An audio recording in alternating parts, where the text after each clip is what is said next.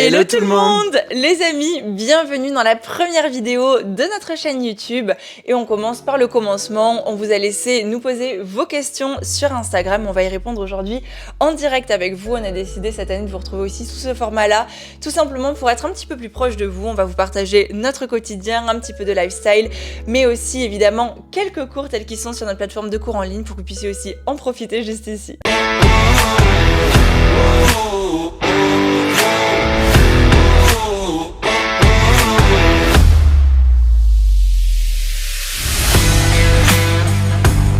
Donc pourquoi le Crazy Horse et comment tu y es rentré? Le Crazy Horse, c'était littéralement le rêve de ma vie. En gros, pour la petite histoire, je suis venue en vacances à Paris avec ma famille, je devais avoir aux alentours de 11-12 ans, je pense.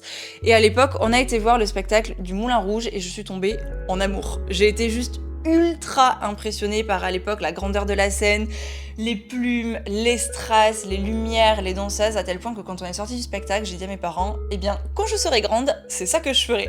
Et je pense qu'à l'époque, ils m'ont pas vraiment prise au sérieux, dans la mesure où oui, je faisais déjà de la danse depuis de très nombreuses années, de la danse classique, mais je fais partie des personnes qui ont une nouvelle vocation tous les 3 matins. Mais du coup, tu vois, ça rend la tâche super compliquée pour se focaliser à fond sur quelque chose.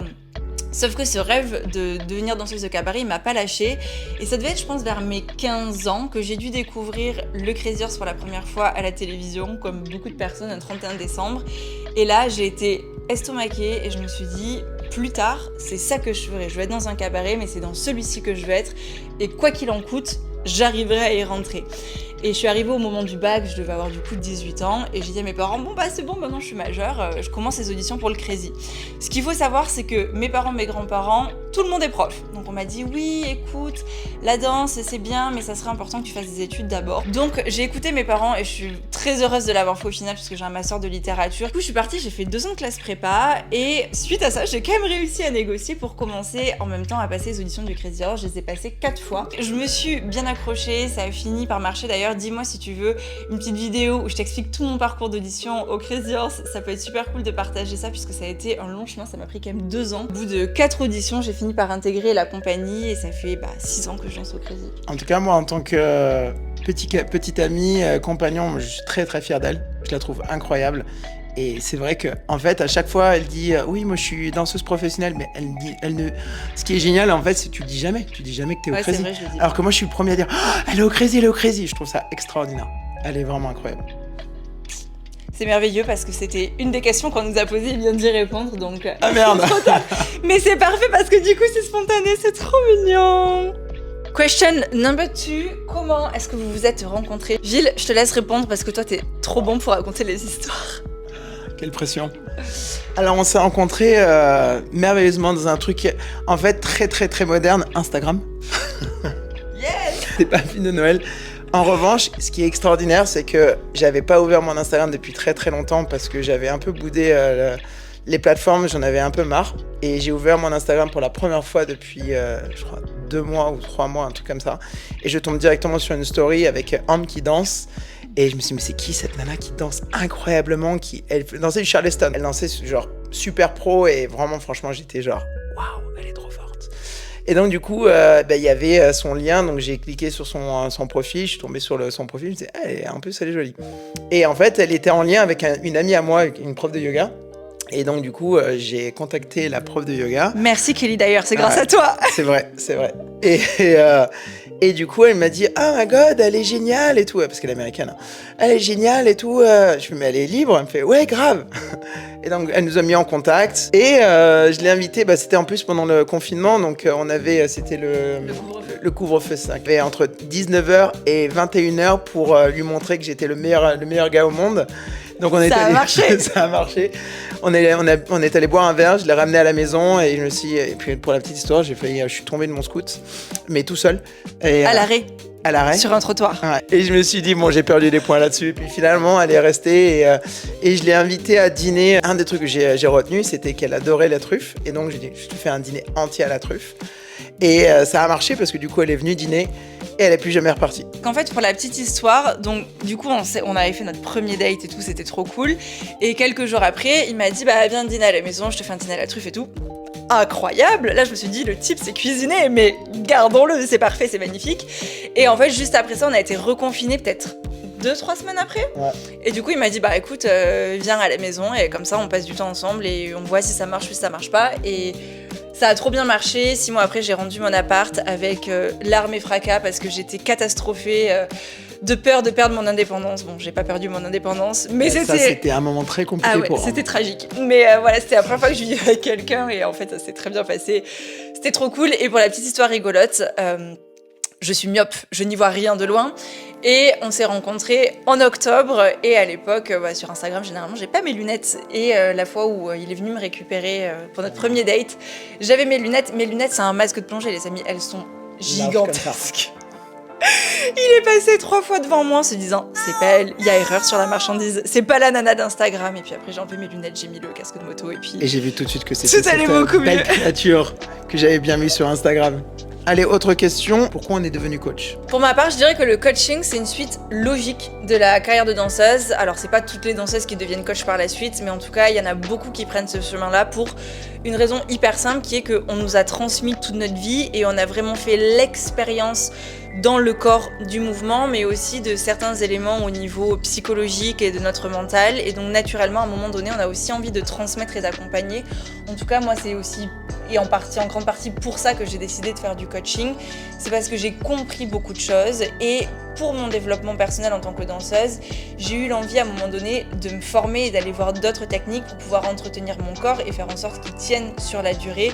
C'est de cette façon-là que je suis arrivée au coaching et qu'après, petit à petit, je me suis spécialisée sur des publics et des disciplines un petit peu plus spécifiques, avec la méthode de Gasquet par exemple. Je pense qu'il y a aussi il y a un côté un peu rigueur Bien sûr. qui est par rapport à la danse. Je pense que le fait d'être danseuse, en tant que coach, ça te donne certaines qualités. Tous les coachs ont des qualités différentes, mais je pense que quand t'es danseur, tu sais la façon dont ça se passe dans le corps, tu connais la sensation, et t'as tellement travaillé toi-même que t'as cette exigence de la précision qui permet d'aller trouver le mouvement juste. Mais je pense que c'est un vrai apport et une vraie particularité que t'as quand t'es coach sportif et que tu viens de la danse, ou d'une discipline physique en tout cas et sportive, qui a été très exigeante et qui t'a poussé à avoir une connaissance de toi-même qui est très précise. Ça te permet de bien lire le corps de l'autre et c'est aussi pour ça qu'après il faut faire des formations en fait tout le temps, parce que c'est aussi ce qui est génial et ce que j'adore dans le milieu du coaching, c'est que la connaissance sur le corps, elle évolue tout le temps.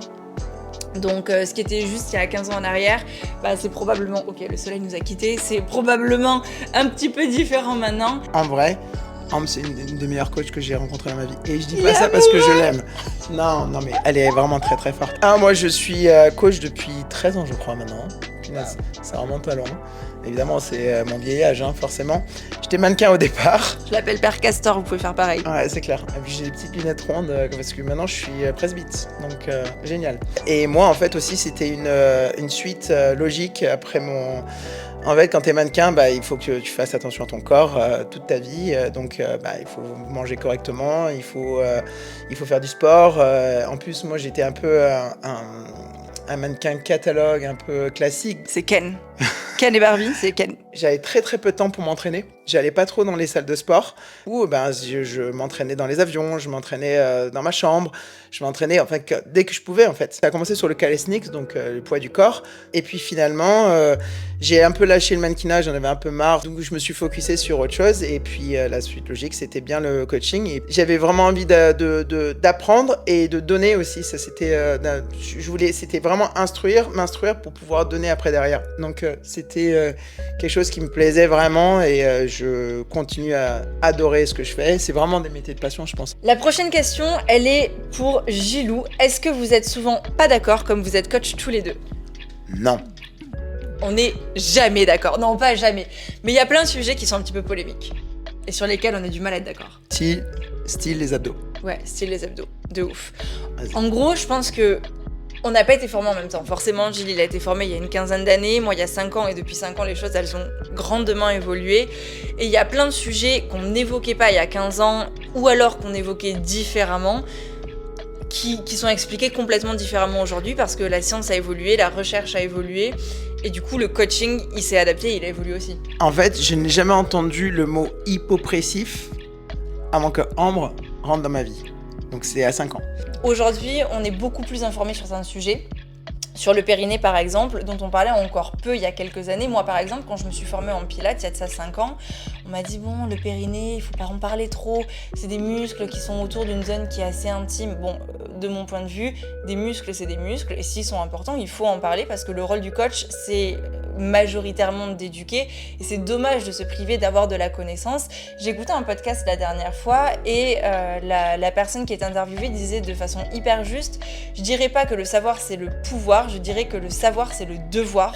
Et je trouve qu'aujourd'hui, ce qui résume très très bien ce qu'on fait, c'est ça. On sait quelque chose, on se doit de le partager du mieux qu'on peut et de revenir dessus en le modifiant si on se rend compte que peut-être on a fait erreur ou peut-être que ça a évolué, qu'il y a besoin de faire une mise à jour.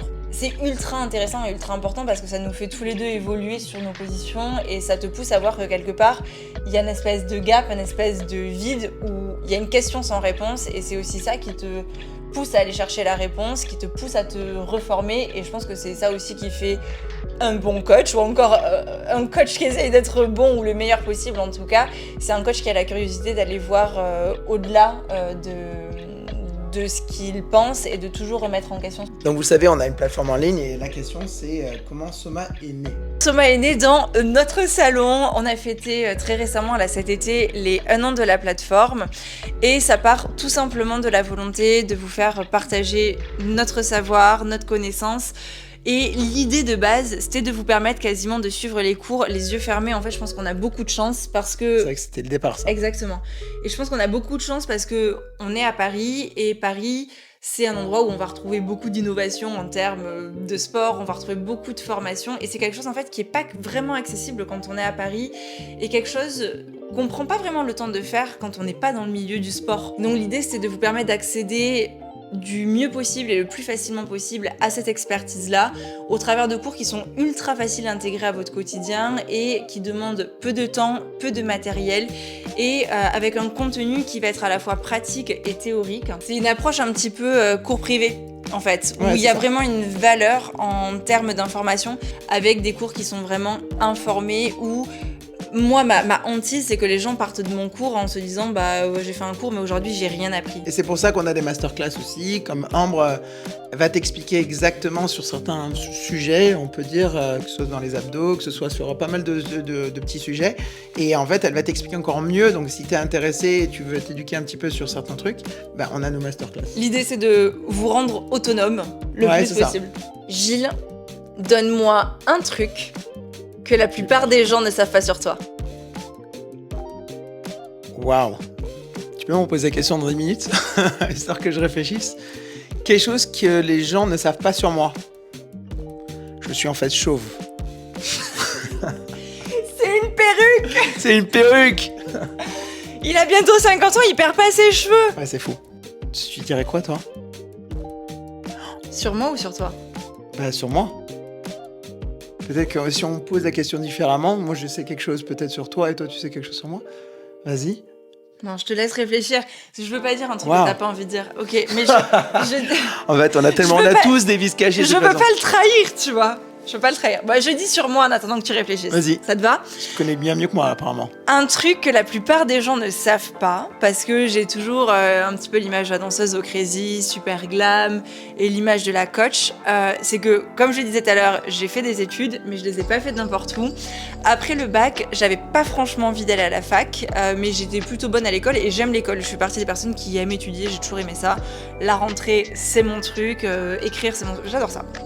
Et donc du coup, quand j'ai passé mon bac, j'ai été, je crois que ça s'appelait InfoSup à l'époque, peut-être que ça s'appelle toujours pareil, j'en sais rien. Bon bref, le salon où t'as toutes les écoles qui sont représentées et je suis tombée sur une classe préparatoire en lycée militaire et je me suis dit, écoute, c'est une classe prépa, ça m'intéressait, j'ai fait prépa lettres. C'est en lycée militaire, je connais pas vraiment le milieu de l'armée, mais ça m'intéresse grave. En plus de ça, au concours, le sport était co-F12. Je me suis dit, si le reste ça marche pas, le sport ça rattrapera les notes. Et donc voilà, j'ai fait 2 ans de classe prépa en lycée militaire et c'était une expérience qui était franchement difficile, mais qui est extraordinaire. Franchement, c'est une des plus belles expériences de ma vie et j'y ai gardé des amis, c'est ma famille de cœur. Enfin, vraiment, c'est extraordinaire. Donc elle est passée de Rangers à Talon-Aiguille. Exactement. Donc je vais rebondir là-dessus, sur ce que les gens ne savent pas de moi. Ambre, très désorganisée. Et je ne comprends pas pourquoi. Alors elle fait l'armée pendant 2 ans. Très bordélique. Je me dis, mais putain, la fille, elle est quand même super organisée. Pas du tout. Et moi, je suis l'opposé de ça. Et en fait, en 5 ans, je pense que j'ai dû accepter, parce qu'en fait, c'est moi qui étais en douleur. Ça fait 5 ans que je suis en douleur monumentale. Je vois les choses traîner dans tous les sens et pour moi, c'est un enfer. Et en fait, j'ai dû lâcher du lest depuis 5 ans et me dire que ça traîne, c'est pas grave. Alors qu'avant, j'ai essayé de ramasser, ça me prenait vraiment la tête. Ouais, Gilles, en fait, il est très maniaque. Très maniaque. On n'a pas la même répartition des priorités. Moi, si j'ai un truc de boulot hyper urgent à faire, peu importe que ce soit le bazar, je me mets à mon boulot et je fais mon boulot parce que c'est la priorité absolue. Gilles, il peut pas travailler si c'est le bazar autour de lui. Donc, il va passer une demi-heure à faire la vaisselle, à piller le linge, à ranger les chaussettes, à râler parce que je l'ai pas fait. Et après, il va faire son travail. Après, c'est un apaisement. Ouais, t'as raison. C'est un apaisement. Juste pas pareil. Ouais, t'as raison. Mais bon, c'est chiant quand même. Moi, j'ai une question pour toi. Ouais. J'ai dû mettre mes lunettes parce que je la vois pas. Arrête, t'as lu toutes les lettres. C'est quoi que tu retiens de ta carrière au Crazy ? Je parle du Crazy Horse, bien évidemment. Très intéressant. De ma carrière au Crazy, je pense que je retiens surtout l'apprentissage de la patience. Mon nom de scène, pour la petite histoire, c'est Pia Petit Pas. Et Petit Pas, entre autres, c'est un petit jeu de mots, petit pas, puisque j'ai passé l'audition 4 fois. Donc j'ai mis quasiment 2 ans avant de rentrer au Crazy Horse. Et toute ma carrière, elle a été bâtie sur cette idée de patience que le Crazy Horse m'a enseigné. Le Crazy, souvent on est assez jeune, on est aux alentours de 18, 19, 20 ans, et puis les carrières, elles peuvent durer 5, 10, 15, 20 ans parfois, alors c'est très rare, mais ça arrive. Et en fait, au Crazy Horse, alors le show est regardé tous les soirs par nos show managers évidemment, et donc on a des retours, mais il y a des périodes où on va avoir un petit peu moins de retours. Alors est-ce que c'est juste comme ça ou est-ce que c'est volontaire, je ne sais pas. Mais en tout cas, ce qui est vachement bien, c'est que ça nous laisse beaucoup d'espace, et surtout de la place à la frustration parfois, pour pouvoir se poser les bonnes questions et nous laisser le temps en fait d'avoir cette espèce de sas où on n'est pas convaincu par ce qu'on fait, on n'y arrive pas, on essaye de nouvelles choses pour pouvoir petit à petit en fait arriver au moment où on va comprendre les choses et on va pouvoir incarner qui on est sur cette scène. J'ai été beaucoup impatiente avant de rentrer au Crazy et même en rentrant au Crazy parce que je voulais arriver tout de suite au résultat. Alors, aussi loin que je me souvienne, dans le milieu du sport, généralement ça m'a conduite à la blessure et ça n'a jamais été bon. Et au Crazy Horse, en fait, l'impatience, elle te conduit nulle part. Et j'ai juste appris à accepter qu'on a tous un rythme qui est différent. Et c'est ok, il y a peut-être des personnes en fait qui en 15 jours, 3 semaines vont avoir le déclic et vont directement arriver au résultat et peut-être que toi ça va te prendre 2 mois, 3 ans, 1 an, 3 ans. Peu importe, tu finiras par y arriver si tu respectes ton rythme et que tu te mets pas trop de pression dans ta tête et que juste en fait t'es régulier ou régulière dans ce que tu fais, que tu le fais avec passion. Et je pense que c'est vraiment ce que j'ai appris de plus important. En fait, j'allais dire, tant que t'es drivé par ta passion, après... Ouais, de ouf. Il faut aimer ce que tu fais en fait. Tant que tu fais les choses avec le cœur, ça t'amènera là où tu dois être. Ouais, je suis d'accord. Next question. Dernière question. Si t'avais pas été coach ou danseuse pour moi, qu'est-ce que t'aurais fait comme métier ? Si j'avais pas été coach, c'est que c'est une très très bonne question. C'est dur comme question. Ouais. Clown. Parce que je suis très drôle. Non. C'est un clown incompris. Sachez-le, c'est peut-être le fun fact sur Gilles qu'on aurait dû dire tout à l'heure, c'est un clown incompris. Sauf par moi. Non mais en fait, je suis très drôle. Elle le dit pas, mais je suis très drôle. Mais j'ai des blagues de papa. Donc ça peut plaire ou ça peut ne pas plaire. Il est incompris. Incompris. Je pense que je reste dans le mannequinat. J'aurais du mal à répondre et je vais vous dire pourquoi. Tout simplement parce que le sport, c'est ma vie. Vraiment, comme je pense que pour toi, le sport, c'est ta vie aussi. Comme a dit Ambre tout à l'heure, je suis hyper rigoureux dans mes séances. Faut que je le fasse absolument. Je suis un peu frustré si je le fais pas. Parfois, j'ai peu de temps et ça m'énerve. Donc, le sport, c'est en fait pour le reste de ma vie, ça drivera ma vie. En revanche, effectivement, si j'avais pas... En fait, je suis tellement heureux dans ce que je fais que je me dis, si je l'avais pas dans ma vie... ce serait peut-être un regret ou quelque chose comme ça. Mais je pense que je serais resté dans le mannequinat en fait. Et toi ? Moi, c'est une question impossible. Je pense que j'aurais été danseuse quoi qu'il. Non, mais j'aurais été danseuse quoi qu'il parce que je me vois pas vivre sans danser en fait. Enfin, c'est impossible, c'est ce qui me rend heureuse. Le coaching, j'adore ça. Alors j'ai dit à mes parents que je voulais être danseuse et pas prof. Au final, je suis quand même coach, donc je suis quand même prof. Mais en fait, je suis passionnée par tout. Donc je pense que si demain on me disait bon ben la danse c'est fini, ça serait la crise, ça serait impossible. Si demain on me disait le coaching c'est fini, je serais hyper triste parce que j'adore ce que je fais, mais je pense que je serais en capacité de rebondir et de me dire bon bah ok, maintenant je deviens fleuriste, ok, maintenant je vais faire une école de parfumerie, de joaillerie, enfin je suis passionnée par tout en fait. Ouais, ça c'est vrai. L'année dernière, j'ai été dans une agence immobilière au culot et je leur ai dit bonjour, je voudrais bien faire un stage. Ils m'ont dit bon d'accord, laissez-nous un CV. Bon, ils m'ont jamais rappelé, mais tu vois, je l'ai quand même fait et j'étais contente de le faire parce que je sais pas, ça me fait kiffer d'apprendre des trucs et s'il fallait changer de métier tous les ans, je changerais de métier tous les ans, sauf la danse. La danse forever et après essayer un nouveau métier tous les ans. J'allais dire, c'était attiré par des métiers un peu artistiques, mais en fait, c'est vrai que agent immobilier, c'était pas artistique. Mais c'est drôle. Non, je me suis intéressée partout en fait. Je pense que tu vois, si pour jamais t'ennuyer dans la vie, il faut rester tout le temps curieux. Et apprendre de nouvelles choses, c'est te donner l'opportunité de rester curieux. Ouais, je sais pas, quand t'es curieux et quand t'as envie d'apprendre, t'es bien avec toi-même, tu vois. Tu t'ennuies jamais. Ouais, la curiosité, c'est le plus important. C'est je suis cool. entièrement d'accord. Bon, bah, Ambre, on s'arrête ici. Bah oui, Qu'est-ce que t'en écoutez, je pense qu'on a tout dit. On a tout quand même répondu à pas mal de questions aujourd'hui. Surtout, on attend vos retours dans les commentaires. N'hésitez pas si vous avez d'autres questions. Et surtout, dites-nous qu'est-ce que vous avez envie de voir sur cette chaîne. Nous, on a déjà notre petite idée. On va vous partager, comme vous le disiez, un petit peu de lifestyle. Quelques cours de temps en temps, évidemment. Mais on a vraiment envie que ce soit un espace d'échange et un espace qui soit vraiment fité selon vos envies et vos besoins. Donc, on attend vos retours. Alors, on vous dit à bientôt dans une prochaine vidéo. Bye Bye bye, bye.